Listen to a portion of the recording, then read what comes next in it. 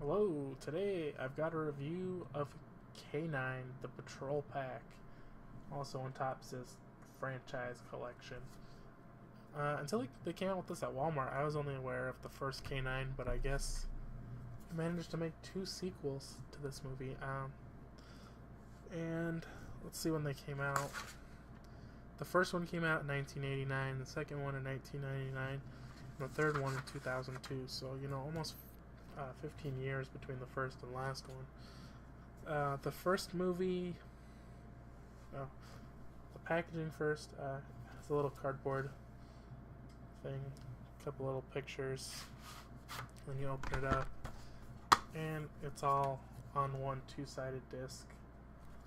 So pretty basic there. Oh, I didn't notice on the inside, it's a little bit different. It actually has the 3 movies listed, whereas on the outside, there's nothing. It's not the same. But, okay, the first movie, K-9, is in, well, they're all in 1.85 anamorphic widescreen, and K-9 has a runtime of 1 hour and 42 minutes, K-911 has a runtime of 1 hour and 31 minutes, and K-9 PI has a runtime of 1 hour and 35 minutes. First thing I'll do is I'm not going to try to list all the characters. I'll list a link where you can find all the characters if you're interested. But the first movie pretty much is James Belushi, and it's always James Belushi, the dog, which was never the same dog, I don't think. A dog and a woman are always kind of the main characters. So the main woman opposite him is Mel Harris, and it's his girlfriend, and I think later she becomes his wife. And the first one was about he's kind of like,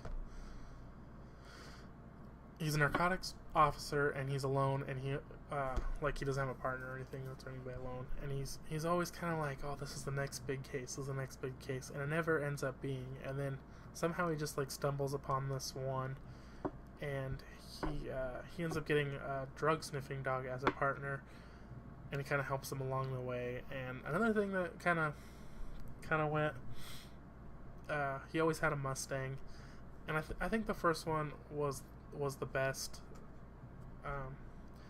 The funny thing is, the dog in the first one, Jerry Lee, he had the whole personality. They had all these things, quirks, and then kind of as the sequels went on, they just kind of lost them. And I think that was kind of one thing that made the movie so good. And the first one was actually pretty funny. I mean, it wasn't like hilarious, but there were a lot of jokes, a lot of laughs. I mean, the things they did with the dog were really funny. And I think they kind of went away from that as the sequels went on. And so I would definitely say the first one was the best.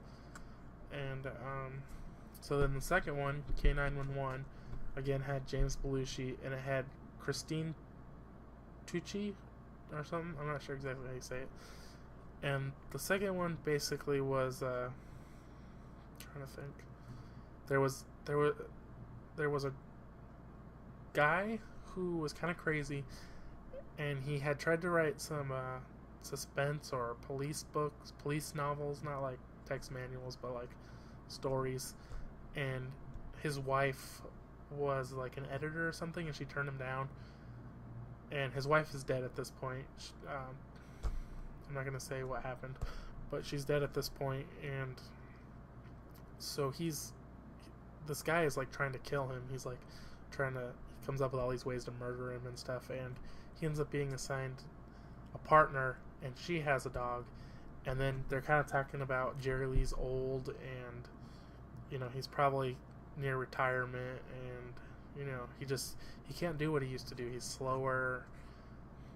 And then they bring in this new dog, which isn't a German Shepherd, and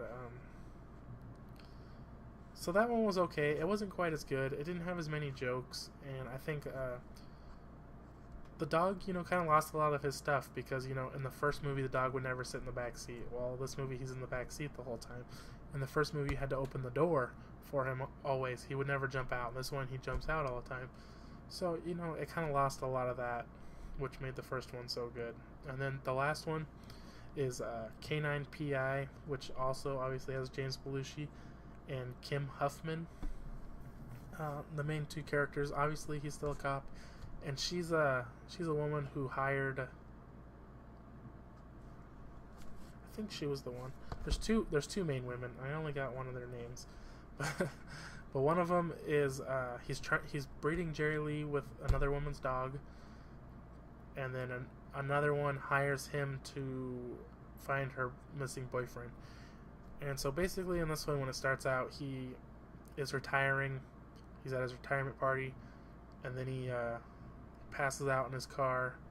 And then when he wakes up, he goes to leave, and Jerry Lee hears something, and there's a murder and a robbery, and they're kind of investigating. And I don't really understand this part. The FBI thinks he has something to do with it because he was there. And then since he was there, they froze his pension, and he couldn't get any more money. Which I don't know that makes any sense. But maybe it's really like that. I don't know. So they pretty much have to solve the case because they don't have any faith in the FBI to solve the case. So he's pretty much a civilian trying to solve the case. But at the same time, he needs money.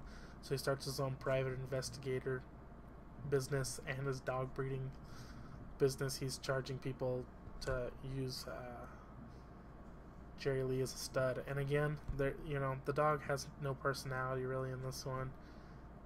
And I think by then the dog's just there because you expect it to be there. It's not really a main part of the story, and they're both old. It's funny because in the second one, it was like Jerry Lee couldn't keep up with James Belushi, but in this one now James Belushi can't keep up with Jerry Lee. It was kind of, I mean, not really funny, but kind of funny like that.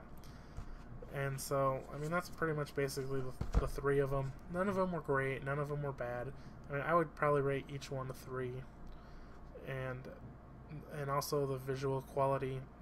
What do you expect from movies spanning from the 90s to the 2000s? None of them are great, but none of them are terrible. And there were no special features on any of them. And that's it. Thanks for watching.